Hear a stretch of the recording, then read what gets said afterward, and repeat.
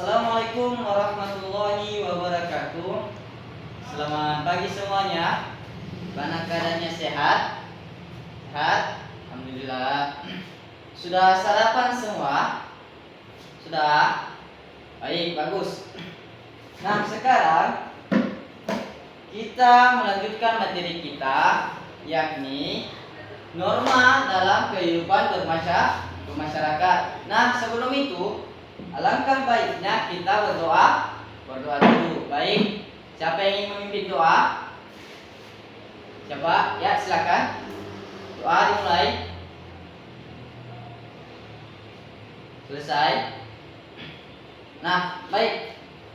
Sebelum kita belajar atau melanjutkan materi kita, alangkah baiknya kita mengabsen dulu. Nah, silakan lirik atau lihat teman kiri kanan kalian, samping, depan, belakang. Apakah semuanya sudah hadir? Ada semua? Ada? Baik, bagus. Nah, sekarang kita masuki materi, yakni tentang norma dalam kehidupan bermasyarakat. Nah, langsung saja silakan bentuk kelompok yang sudah ditentukan minggu lalu atau sebelumnya, ya, dengan teman kelompok yang sama, ya. Ya, kelompok 1 silakan bergabung dengan kelompoknya. Begitu juga kelompok 2, 3 dan 4. Ya, silakan. Nah, baik. Sebelum kita memasuki ruang diskusi, coba sebutkan beberapa norma yang kalian ketahui. Ada yang bisa?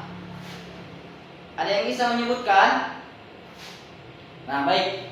Dengarkan. Yang pertama adalah norma yang ada di sekitar kita, yaitu yang pertama norma agama. Yang kedua adalah norma kesusilaan. Yang ketiga norma kesopanan, norma hukum, dan norma adat. Sekarang coba diskusikan poin-poin atau norma-norma yang Bapak sebutkan tadi.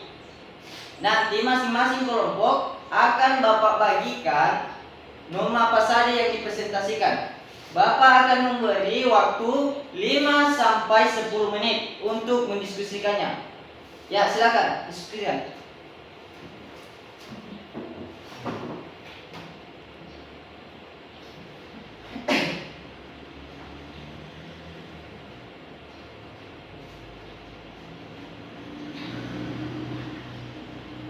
Baik. Bapak rasa sudah cukup waktunya, ya. Nah, sekarang untuk kelompok 1, silakan diskusikan atau presentasikan tentang norma agama. Ya, silakan. Norma agama.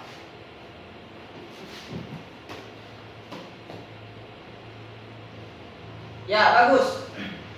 Nah, jadi kelompok 1 menjelaskan norma agama adalah aturan, pedoman, atau kaidah yang bersumber dari ajaran agama yang dianut oleh seseorang.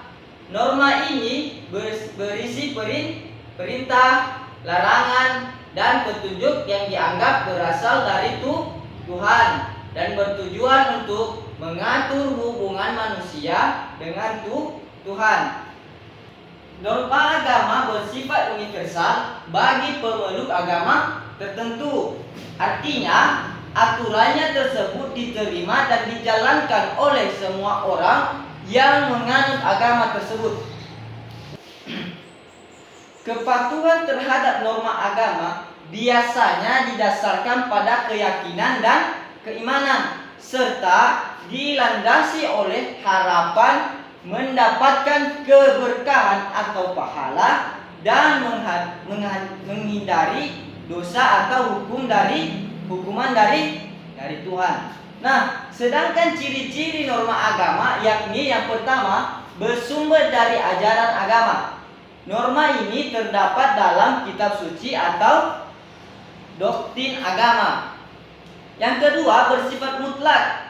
Nah, aturannya harus ditaati oleh setiap pemeluk agama tanpa pengecualian. Nah, yang selanjutnya berkaitan dengan hubungan spiritual.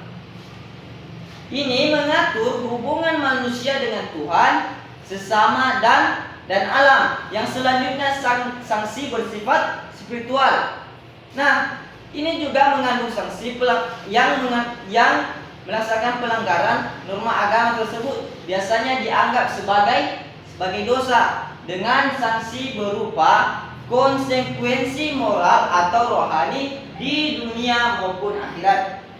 Nah, norma agama sangat penting dalam kehidupan bermasyarakat karena menjadi dasar pembentukan nilai-nilai moral dan perilaku yang baik. Itulah beberapa ciri dari norma agama yang disampaikan oleh kelompok 1. Nah, silakan sekarang untuk kelompok 2 silakan diskusikan atau presentasikan norma kesusilaan. Ya, silakan presentasikan.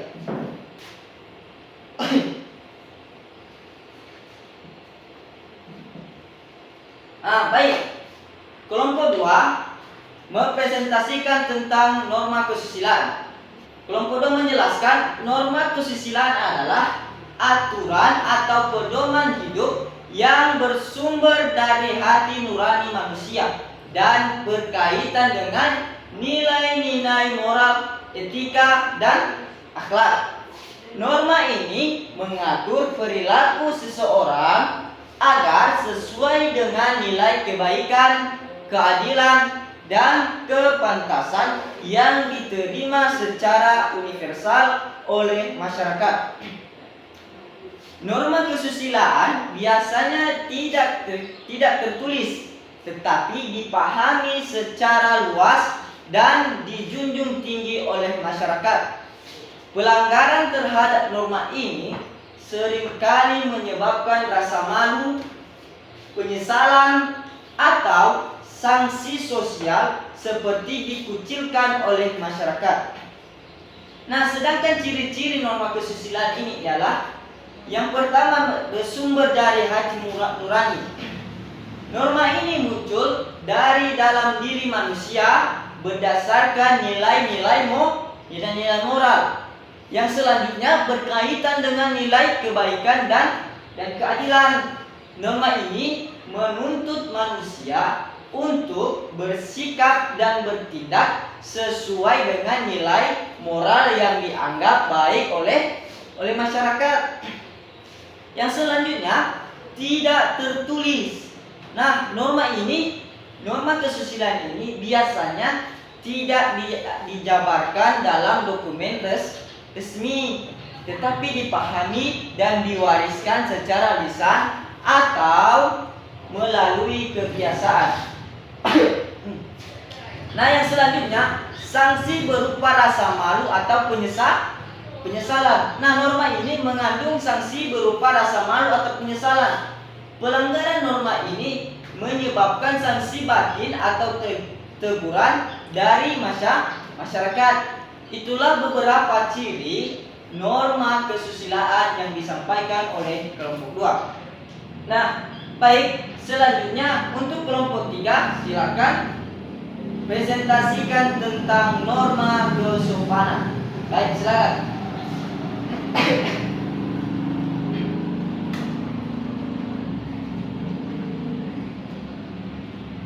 Oke, baik. Kelompok 3 telah menjelaskan tentang norma kesopanan. Nah, kelompok 3 menyampaikan norma kesopanan adalah aturan atau pedoman hidup yang bersumber dari kebiasaan, adat istiadat, dan budaya suatu masyarakat yang mengatur perilaku manusia agar dianggap pantas, hormat, dan diterima dalam pergaulan sehari-hari.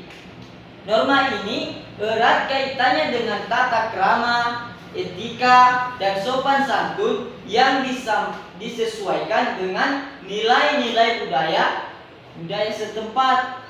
Nah, norma kesopanan ini berbeda-beda di setiap tempat karena sangat dipengaruhi oleh tradisi dan adat masyarakat tertentu. Pelanggaran norma kesopanan biasanya tidak dikenai hukuman formal, tetapi dapat menimbulkan sanksi sosial seperti teguran, kritik, atau rasa malu. Nah, sedangkan ciri-ciri norma kesopanan yakni bersumber dari kebiasaan masyarakat. Norma ini lahir dari tata cara hidup yang diwariskan dari generasi ke generasi. Nah, bersifat relatif. Norma ini berbeda-beda sesuai dengan budaya, tradisi, dan adat suatu kelompok masyarakat. Yang selanjutnya, mengatur pergaulan sosial. Norma ini mengatur bagaimana seseorang berinteraksi dengan orang lain, terutama dalam hal sikap hormat dan sopan santun. Nah, sedangkan yang selanjutnya yang berupa sanksi berupa celaan atau rasa malu. Norma ini mengandung sanksi berupa celaan atau rasa malu. Pelanggaran terhadap norma ini biasanya akan direspons dengan teguran atau pengucilan sosial. Nah, itulah beberapa ciri dari norma kesopanan yang disampaikan oleh kelompok 3. Baik, untuk kelompok 4, karena ini kelompok terakhir, silakan presentasikan tentang norma hukum dan norma adat. Silakan.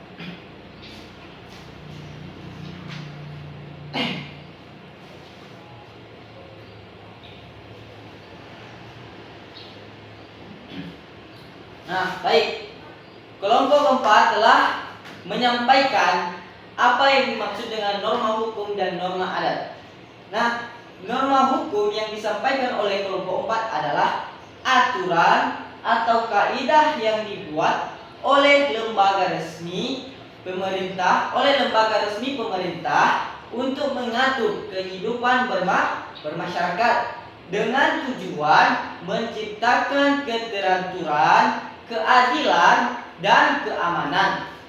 Norma hukum bersifat tertulis dan mengikat semua anggota masyarakat. Pelanggaran terhadap norma hukum dikenai sanksi yang tegas seperti denda, hukuman penjara, atau sanksi administratif. Nah, sedangkan ciri-ciri norma hukum yakni yang pertama dibuat oleh lembaga yang berwenang. Norma hukum disusun oleh lembaga resmi seperti pemerintah, parlemen, atau institusi hukum lainnya. Nah, yang kedua, tertulis dan bersifat formal. Aturan hukum dicantumkan dalam dokumen resmi seperti undang-undang, peraturan pemerintah, atau peraturan daerah. Nah, yang ketiga atau yang selanjutnya mengikat seluruh masyarakat. Nah, norma ini mengikat seluruh masyarakat, mengikat semua warga negara wajib mematuhi norma hukum tanpa terkecuali. Nah, yang keempat, memiliki sanksi yang tegas. Pelanggaran terhadap norma hukum dikenai sanksi yang telah diatur seperti hukuman pidana atau perdata. Sedangkan norma adat adalah aturan atau pedoman yang bersumber dari adat istiadat, tradisi, dan kebiasaan yang berkembang dalam suatu masyarakat atau komunitas. Norma adat mengatur perilaku masyarakat berdasarkan nilai-nilai budaya yang diwariskan dari generasi ke generasi. Norma ini bersifat lokal dan khas, berbeda antara satu daerah dengan daerah lainnya tergantung pada budaya dan tradisi setempat. Nah, sedangkan ciri-cirinya adalah yang pertama, berasal dari tradisi dan kebiasaan. Norma adat muncul dari praktik yang telah dilakukan secara terus-menerus dalam suatu masyarakat. Yang kedua, bersifat lokal. Nah, norma adat hanya berlaku dalam kelompok masyarakat tertentu dan tidak selalu relevan di luar kelompok tersebut. Nah, yang selanjutnya tidak tertulis tetapi diwariskan secara lisan. Meskipun sebagian norma adat kini mulai didokumentasikan, banyak yang masih diwariskan secara turun-temurun tanpa di dokumen resmi. Nah, yang keempat, dijaga oleh tokoh adat. Pelaksanaan norma adat sering diawasi oleh pemimpin adat atau tokoh masyarakat yang dihormati. Yang selanjutnya, sanksi yang bersifat sosial. Pelanggaran terhadap norma adat biasanya dikenai sanksi berupa denda adat, teguran, atau pengucilan dari masyarakat. Nah, baik, itulah beberapa ciri-ciri dari norma hukum dan norma adat yang disampaikan dari kelompok 4. Baik, karena semua kelompok sudah berpartisipasi menyampaikan hasil diskusinya dan semua hasil diskusinya cukup bagus, maka Bapak akan memberikan nilai plus setiap kelompok. Nah, sekarang karena waktu kita sudah habis, maka kita cukupkan sampai di sini pertemuan kita. Tetapi sebelumnya seperti biasanya, untuk tugas minggu depan, silakan tuliskan pengalamanmu tentang penerapan salah satu norma di lingkungan keluarga atau masyarakat. Minggu depan silakan diskusikan atau presentasikan di depan kelas. Baik, cukup sekian pertemuan kita. Bapak akhiri. Assalamualaikum warahmatullahi wabarakatuh.